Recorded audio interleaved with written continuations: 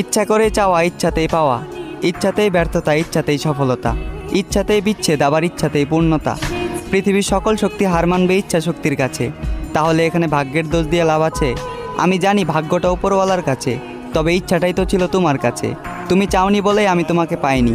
আমি যেভাবে তোমাকে চেয়েছি ওইভাবে যদি তুমি আমাকে চাইতা, তাহলে কেউই আটকাতে পারতো না আমাদের পূর্ণতা।